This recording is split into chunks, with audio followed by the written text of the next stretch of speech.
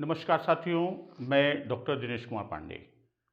साथियों, आज की गणित की क्लास में हम लोग वर्ग और वर्गमूल इसके बारे में जानकारी करेंगे। वर्ग क्या है, वर्ग किसे कहते हैं, किसी वर्ग संख्या का वर्गमूल हम कैसे ज्ञात करेंगे, वर्गमूल की संकल्पना क्या है, इन सभी चीज़ों को आज हम लोग यहाँ पर बिल्कुल खेल खेल में सीखेंगे।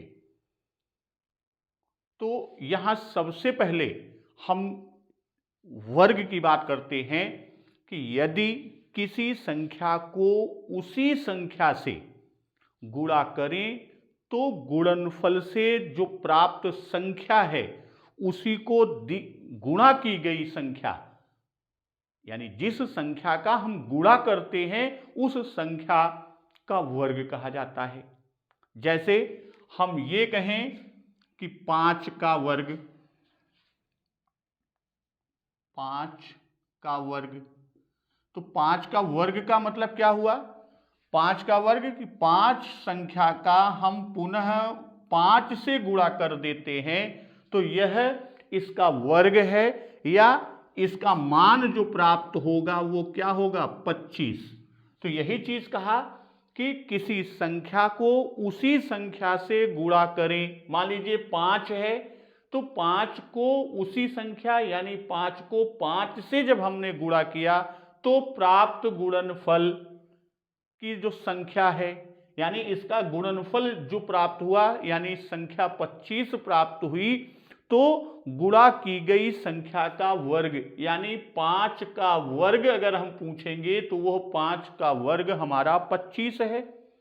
और घातांक में हम लोगों ने पढ़ा था कि जब 5 का 2 बार हम गुणा करते हैं तो घातांक में या घात के रूप में हम आप लिखते हैं 5 की घात 2 या 5 का वर्ग। इसी को हम क्या कहते हैं? यही 5 का वर्ग है। अब इसी तरह अगर हम ये कह दें कि 7 का वर्ग, तो 7 का वर्ग यानी 7 को 7 में 2 बार गुणा करें, 7 गुणे 7, 7 का 7 में गुणा करें 7 को 2 बार, तो जो संख्या प्राप्त होगी, जो गुणनफल होगा 49, वह क्या होगा? वह 7 के वर्ग के बराबर होगा। तो यही चीज परिभाषा के रूप में यदि हम समझें कि यदि किसी संख्या को उसी संख्या से, अब वर्ग की अगर हम परिभाषा करें, किसकी? वर्ग की, कि यदि किसी संख्या को, यदि किसी संख्या को, यहां पर देखिए मान लीजिए हमने एक संख्या लिया था 5, तो 5 को किससे गुणा किया? 5 को 5 से यानी उसी संख्या से गुणा करें। किसी संख्या को उसी संख्या से गुणा करें, उसी संख्या से गुणा करें। भाई 5 का हमने 5 संख्या है, 5 का 5 से गुणा किया तो हमें क्या मिला? उसका गुणनफल। तो वही कहते हैं कि गुणनफल से प्राप्त संख्या करें तो गुणनफल से प्राप्त संख्या, गुणनफल से जो प्राप्त संख्या है, जैसे यहां पर 25 मिला तो वही प्राप्त संख्या को गुणा की गई संख्या का वर्ग कहते हैं। प्राप्त संख्या को गुणा की गई संख्या, गुणा की गई संख्या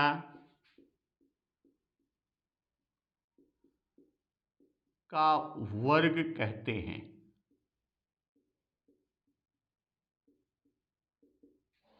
भाई यही चीज यहां देखिए, 7 संख्या है, 7 का 7 से गुणा किया यानी उसी संख्या से गुणा किया तो प्राप्त गुणनफल की संख्या 49। इसी को हम क्या कहते हैं? गुणा की गई संख्या 7 है तो 7 का वर्ग कहते हैं। यही आपकी परिभाषा में भी लिखा हुआ है। तो अब यहां पर किसी संख्या की घात यदि 2 है, जैसे यहां पर आप देखिए जब हमने घातांक में पढ़ा था तो किसी भी संख्या की घात यदि 2 है तो उस संख्या का वर्ग कहते हैं। यहां पर ये किसी संख्या की घात, किसी संख्या की घात 2 हो तो क्या कहेंगे, इस संख्या का वर्ग कहते हैं। जो संख्या है उसका क्या कहते हैं, उसका वर्ग कहते हैं। तो यानी वर्ग को हम एक रूप में 7 की घात 2, 5 की घात 2, 3 की घात 2, 25 की घात 2, 37 की घात 2, इस तरह से। तो अब यहां पर यह हम देखते हैं दूसरी चीज, ये तो हमने वर्ग का रूप देखा। अब यहां इसी का हम उल्टा कर दें कि वह कौन सी संख्या है। जैसे यहां पर हमने 2 उदाहरण लिया तो हम यहां कहते हैं कि वह कौन सी संख्या है जिसका उसी में गुणा करें तो हमें प्राप्त गुणनफल 25 प्राप्त हो। अब यहां पर भाई गुणनफल ये क्या है, ये संख्या है हमारी और ये हमारा गुणनफल है। तो अब यहां पर हम कहते हैं कि वह कौन सी संख्या है जिसे यदि उसी संख्या से गुणा कर दें तो गुणनफल 25 प्राप्त हो। तो अब यहां पर 25 है तो किस संख्या का गुणा कर रहे हैं, 5 का गुणा कर रहे हैं। अब क्यों, चूंकि 5 गुणे 5 बराबर 25 है, 5 गुणे 5 25 है। और यहां पर तो संख्या कौन सी हो गई, जो आपसे अभी पूछा तो वह संख्या कौन सी हुई, किस संख्या का उसी संख्या से गुणा करने पर 25 प्राप्त हुआ, तो वह संख्या 5 है। तो इस तरह से हम देखते हैं कि यह इसका क्या है, इसका उल्टा रूप है, प्रतिलोम है। तो अब यहां पर जो प्रतिलोम संक्रिया की बात, प्रतिलोम संक्रिया जैसे जोड़, जोड़ का प्रतिलोम संक्रिया क्या है, घटाना है। जोड़ का प्रतिलोम क्या है, घटाना, और घटाने का प्रतिलोम उल्टा क्या है, वह जोड़ है। इसी तरह गुणा की प्रतिलोम संक्रिया, गुणा की प्रतिलोम संक्रिया क्या है, इसकी प्रतिलोम संक्रिया भाग है। तो ठीक उसी तरह से हम कह सकते हैं कि वर्गमूल प्राप्त करना। अब यहां पर 5 क्या है, यह 25 का वर्गमूल है। और हम इधर से कहें कि 25 5 का क्या है, तो 5 का वर्ग है। भाई जस्ट उल्टा हुआ, 5 का वर्ग 25 और 25 का वर्गमूल क्या हुआ 5, तो एक बिल्कुल उल्टी प्रक्रिया। तो उसी तरह हम ये कह सकते हैं कि वर्गमूल जो है, उसी तरह हम ये समझें कि वर्गमूल क्या है, वर्ग करने की प्रतिलोम संक्रिया है। वर्ग की क्या है, वर्ग की प्रतिलोम संक्रिया है। तो अब जोड़ का प्रतिलोम घटाना, गुणा का प्रतिलोम भाग संक्रिया, तो वर्गमूल की प्रतिलोम संक्रिया क्या है, वर्ग है, और वर्ग की प्रतिलोम संक्रिया क्या है, वर्गमूल है।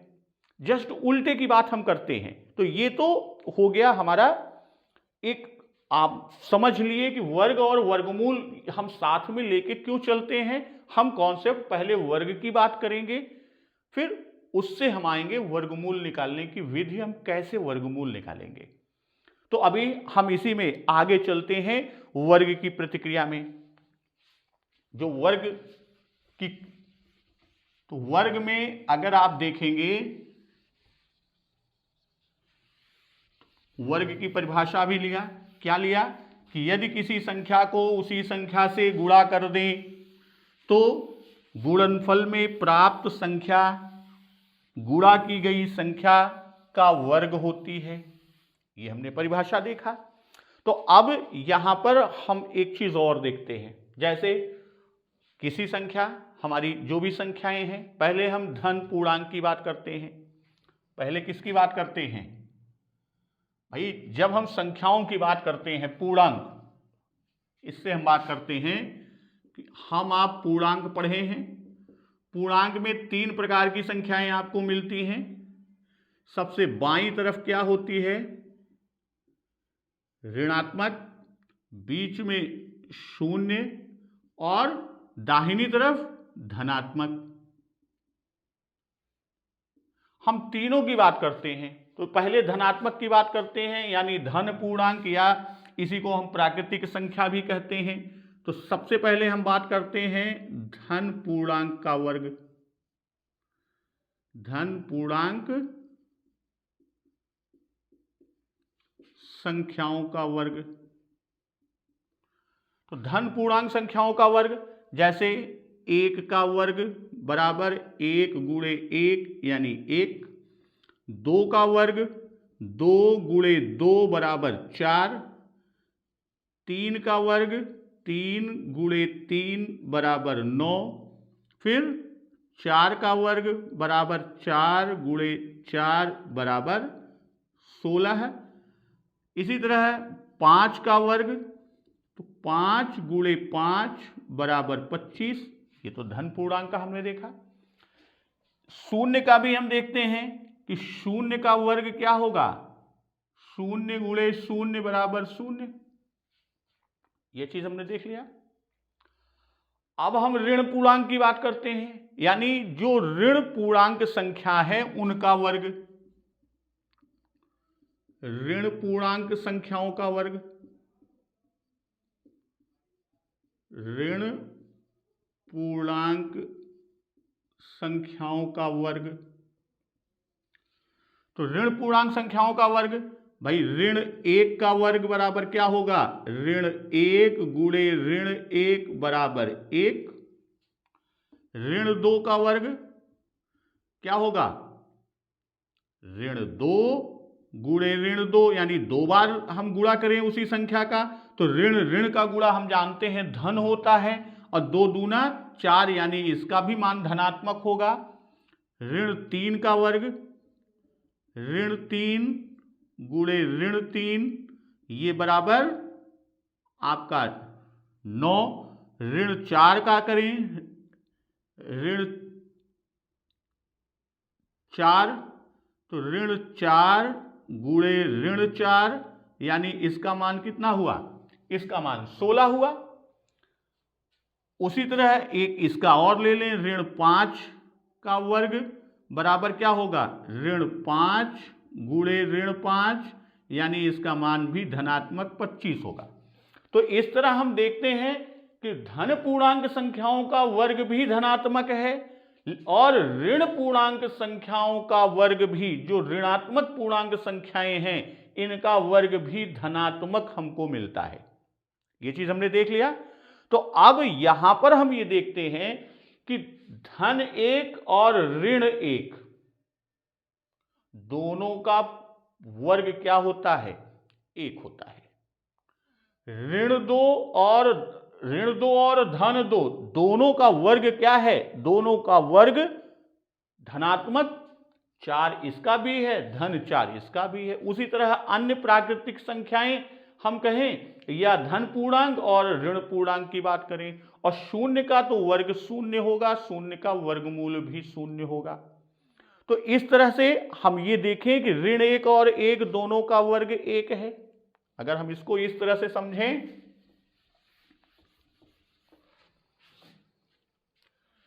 कि ऋण 1 और धन 1 का वर्ग कितना है? धन 1 है। भाई ऋण 1 का वर्ग 1 और धन 1 का वर्ग 1 है, तो 1 का वर्गमूल क्या होगा? उल्टा है, तो 1 का वर्गमूल, तो 1 का वर्गमूल, अब चूंकि अभी हमने देखा था कि प्रतिलोम संक्रिया है, वर्ग का प्रतिलोम वर्गमूल है, तो इसका मतलब 1 का, अगर हम कहें कि वर्गमूल क्या होगा, तो वह संख्या जिसकी गुणा की गई 1 है। 4 का वर्गमूल 2 होगा, 9 का वर्गमूल 3, और यहां पर देखें तो 1 का ऋण 1, 4 का ऋण 2, 9 का ऋण 3। कहने का आशय 1 चाहे वो ऋणात्मक है या धनात्मक है, दोनों का वर्ग एक है। किंतु जब हम एक के वर्गमूल की बात करते हैं तो प्रतिलोम संक्रिया होने से इसका वर्गमूल धन और ऋण दोनों होगा, यानी धनात्मक और ऋणात्मक दोनों होगा। उसी तरह ऋण 4, ऋण 2 और धन 2 का वर्ग क्या है? इसका वर्ग 4 धन है, तो 4 का वर्गमूल कितना होगा? तो 4 का वर्गमूल, इसमें भी 4 का वर्गमूल ऋण 2 और यहां 4 का वर्गमूल धन 2, यानी 4 का वर्गमूल धन और ऋण 2, यानी धनात्मक और ऋणात्मक दोनों होगा। तो यहां एक चीज ये जान लें कि जो भी शून्येतर पूर्णांक है उनके वर्ग धनात्मक, शून्य के इतर, चूंकि शून्य का वर्ग शून्य होगा, शून्येतर चाहे वो धनात्मक हो या ऋणात्मक, तो उसका वर्ग हमेशा धनात्मक होगा। इसको लिख के एक बार समझ लेते हैं। पहली चीज क्या कि शून्येतर पूर्णांकों के वर्ग धनात्मक पूर्णांक या प्राकृतिक संख्याएं होती हैं। शून्येतर पूर्णांक, शून्येतर का मतलब शून्य से इतर, शून्य के अलावा। ये प्रश्न, ये शब्द आपको गणित में बहुत सुनने को मिलेगा, शून्येतर शून्येतर। शून्येतर का मतलब, ये दिमाग में बैठा लीजिए कि शून्येतर का मतलब शून्य से इतर, यानी शून्य के अलावा जो भी पूर्णांक हैं उनकी हम बात कर रहे हैं। तो शून्येतर पूर्णांक में क्या होगा? तो जो शून्येतर पूर्णांक हैं, शून्येतर पूर्णांकों के वर्ग धनात्मक पूर्णांक क्या होंगे? धनात्मक या प्राकृतिक संख्या, धनात्मक पूर्णांक या प्राकृतिक संख्याएं।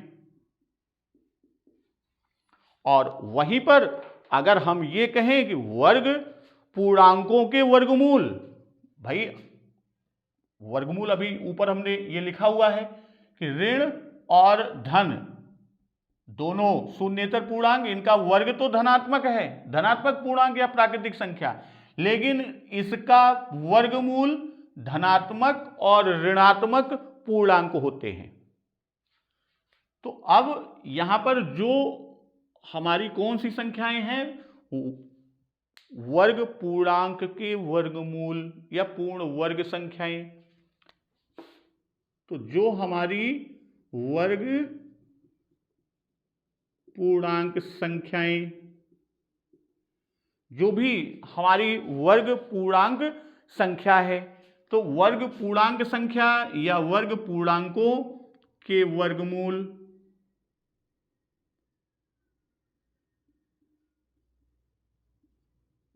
धनात्मक और ऋणात्मक, धनात्मक और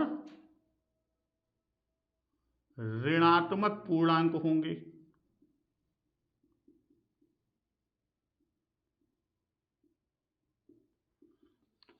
अक्सर ये प्रश्न उठा लेते हैं कि 4 का वर्गमूल 2 बता देते हैं। वास्तव में 4 का वर्गमूल धन ऋण 2, 121 का वर्गमूल पूछेंगे तो धन ऋण 11, 81 का पूछेंगे तो धन ऋण 9, लेकिन सामान्यतः व्यवहार में कोई पूछता है कि 81 का वर्गमूल बताइए, बच्चा तुरंत बोल देगा 9 होगा।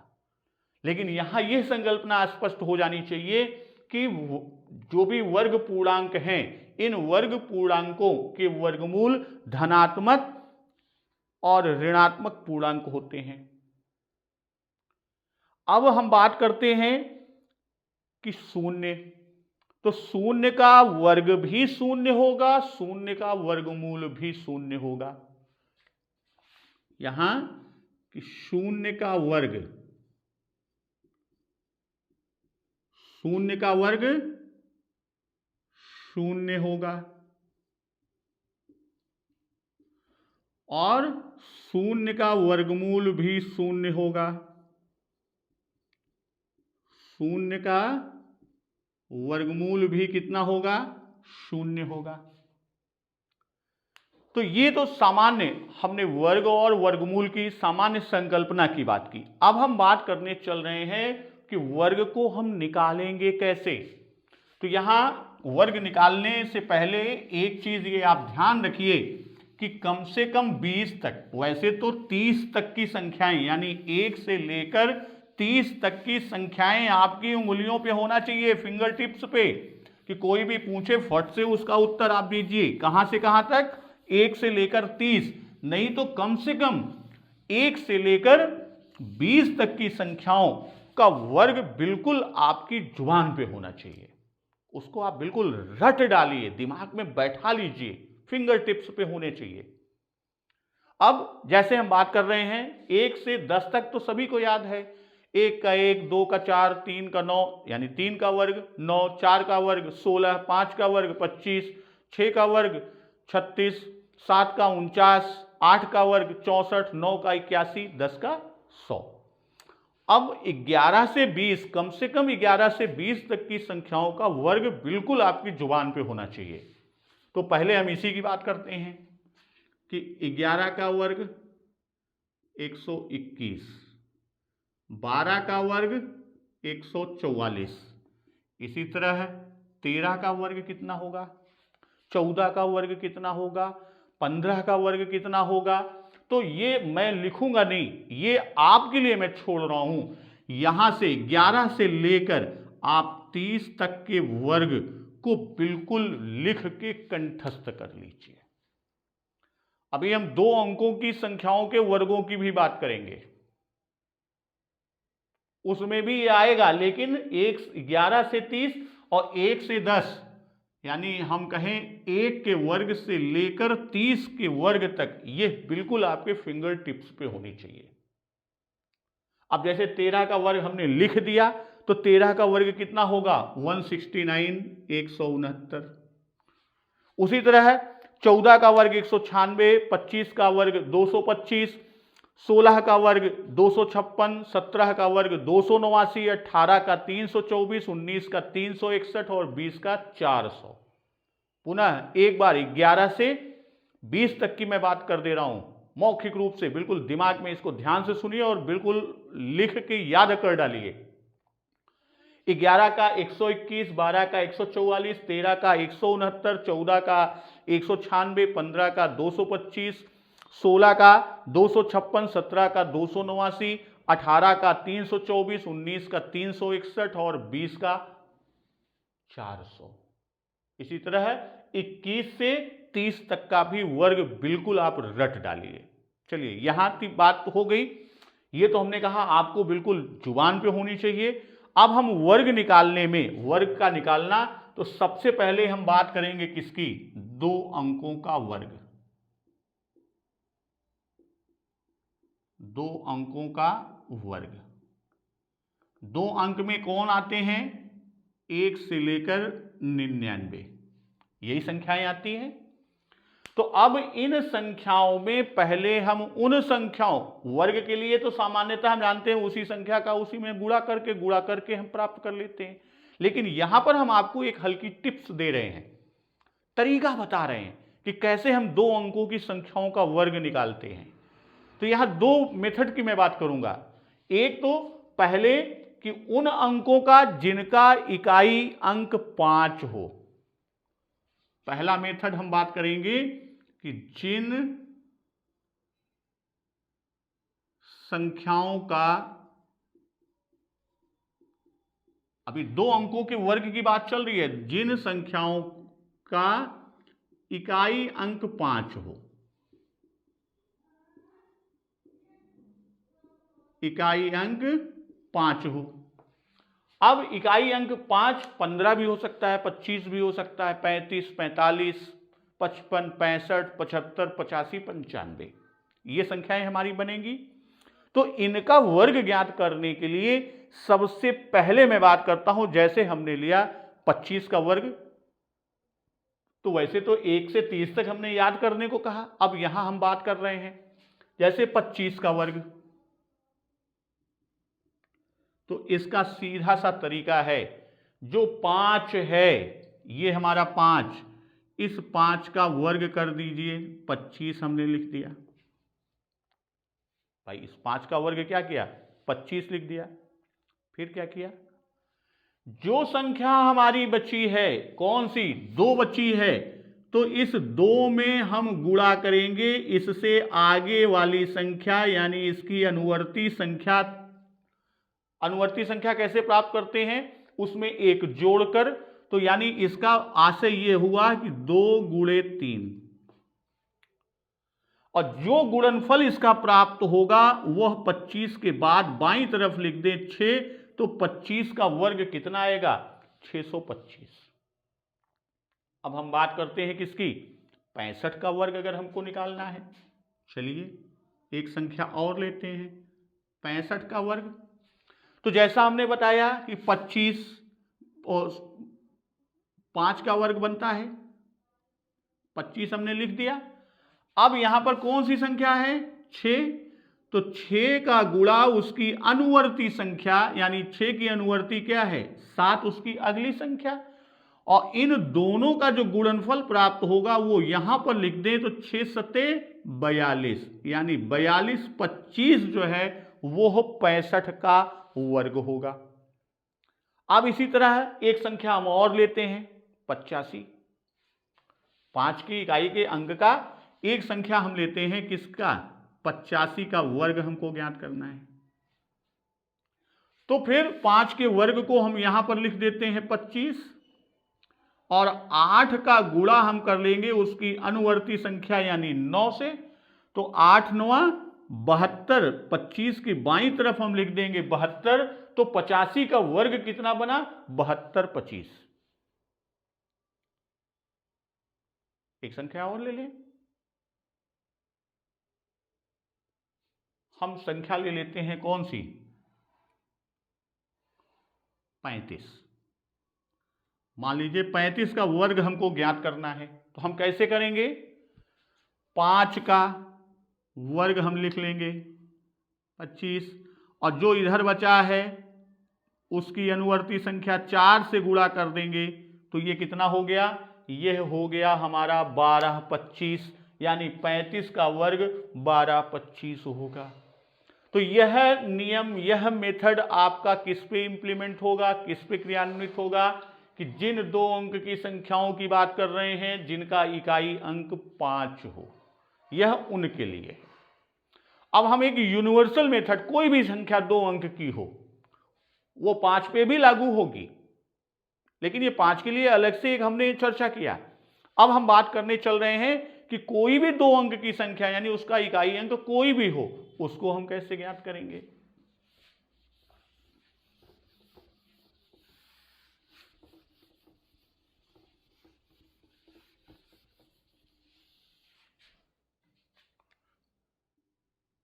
ग्यारह से 99, वो सुधार लीजिएगा, गलती से 1 से 99 हुआ था, उसको 11 से 99 कर दीजिएगा। 2 अंक की संख्या 10 भी आती है, लेकिन 10 का 100 है, 10 तक बिल्कुल जुबानी है। 11 से 99 की बात, और खासतौर पे 21 के बाद से ही हम ज़्यादा इस पर परेशान होते हैं, 20 तक तो सामान्यतः याद। अब यहां हम बात कर रहे हैं कि 2 अंकों का वर्ग निकालना है, कोई भी संख्या हो इकाई का अंक। अभी तो हमने 5 जिसका इकाई अंक होता है उसकी बात किया,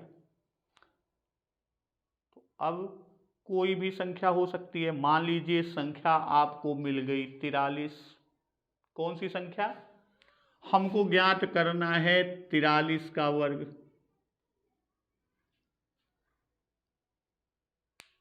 5 होता तो हम सीधे 25 कर देते और 4 का 5 से गुणा कर देते, संख्या लिख देते, वही हमारा वर्ग होता।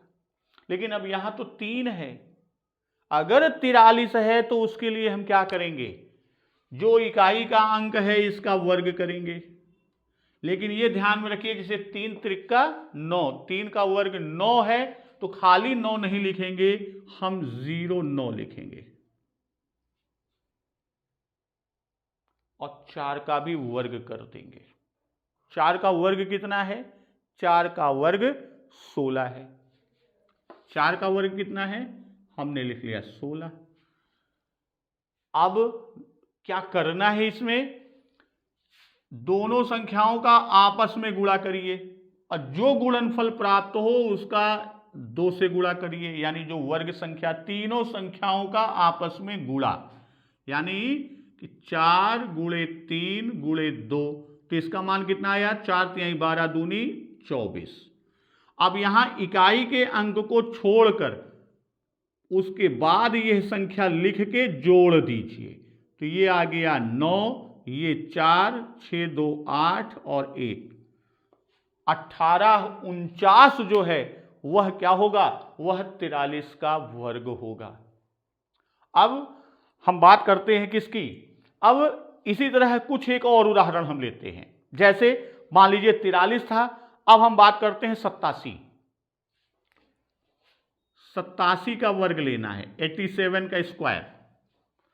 तो इसमें भी वही करेंगे, 7 का वर्ग 7 सत्ता 49 और 8 का वर्ग 8 अठाई 64, और इन तीनों संख्याओं का आपस में गुणा करते हैं, तो यानी 8 गुणे 7 गुणे 2, तो 8 सत्ते 56 और 56 दूना 112, तो इकाई के अंक को छोड़कर 112 लिख के उसके नीचे हम जोड़ देते हैं, 9 4 2 6 4 1 5 6 1 7 75 69, यानी 7569, यह 87 का स्क्वायर होगा। बिल्कुल सरल मेथड एकदम। अभी 1-2 प्रश्न और अभ्यास करा रहे हैं कि यह 2 अंक का कोई भी संख्या हो, 2 अंक की, आप किसी भी रूप में इसको हल करेंगे तो ये यही आएगा। अब आगे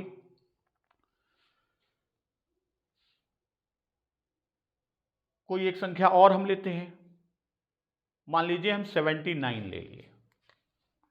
79 का स्क्वायर 79 का वर्ग, तो फिर वही करेंगे, 9 का वर्ग 9 9 81, 7 का वर्ग 7 7 49, और हम इनका आपस में गुणा करते हैं, यानी 7 गुणे 9 गुणे 2, 7 9 63 और 63 दूना 126, 63 दूना क्या हुआ 126, इसको जोड़ दीजिए, इकाई के अंक को छोड़कर लिखिए, 1 8 6 14, हासिल 1 9 2 11 और हासिल जुड़ा 12, 4 1 5 और हासिल जुड़ा 6, तो आपका कितना आया 62 41 जो है यह 79 का आपका वर्ग होगा। अब हम आपको कुछ 2-3 संख्याएं दे रहे हैं, उसका वर्ग इसी मेथड से निकालकर कमेंट में आप उसके वर्ग संख्या को लिखेंगे। जैसे 47 का वर्ग आपको निकाल के कमेंट में आंसर देना है।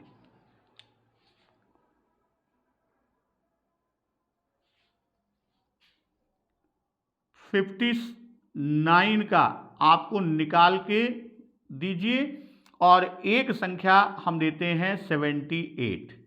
तो इन 3 संख्याओं का वर्ग निकालकर कमेंट बॉक्स में आप इसका वर्ग संख्या क्या प्राप्त हुई वह आप हमको इसका उत्तर देंगे। अब हम बात करते हैं किसकी, वर्गों की कुछ विशेषताओं की। जैसे जो संख्याएं हमारी होती हैं,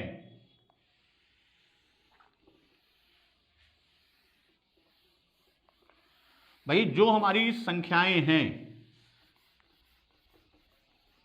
वह सम और विषम, भाई 2 संख्याओं के बारे में हमने पढ़ा है, किसके, सम और विषम, सम संख्या और दूसरा विषम संख्या। तो जो 2 से कट जाती हैं वो सम संख्याएं हैं, जैसे 2 4 6 8 10 12 इस तरह से, और विषम संख्या जो 2 से नहीं कटती, 1 3 5 7 9 11 13 इस तरह से। तो अब यहां सम संख्याओं का, पहले सम संख्याओं का वर्ग हम निकाल लेते हैं। सम संख्याओं का वर्ग, तो यानी 2 का वर्ग बराबर 4, 4 का वर्ग बराबर 16, 6 का वर्ग बराबर 36, 8 का वर्ग बराबर 64, 10 का वर्ग बराबर 100, 12 का वर्ग बराबर 144। और ये हमने देखा कि यह सब क्या हैं, जो कि सम संख्याएं। वर्ग संख्या जो प्राप्त हुई क्या है, वह सम संख्याएं हैं। इसी तरह जब हम विषम संख्या के वर्ग की बात करते हैं, विषम संख्या के वर्ग आप निकालिए,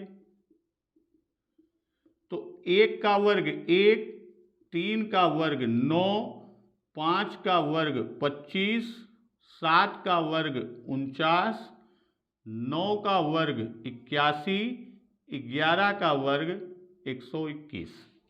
अब ये देखते हैं कि यह संख्याएं क्या हैं, जो कि विषम संख्याएं हैं। ये विषम संख्याएं हैं। तो इससे एक निष्कर्ष निकलता है कि किसी सम संख्या का वर्ग हमेशा सम संख्या होगी। सम संख्या है, जिसका वर्ग निकाल रहे हैं वो संख्या सम है, तो इसका वर्ग जो प्राप्त होगा, वर्ग संख्या, वो भी सम होगी। विषम संख्या का यदि हम वर्ग कर रहे हैं तो जो वर्ग संख्या प्राप्त होगी वह भी विषम होगी।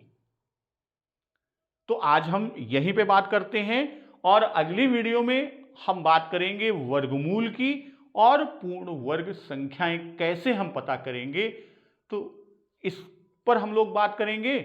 तो तब तक अगली वीडियो में जब तक मिलते हैं, नमस्कार, वंदे मातरम।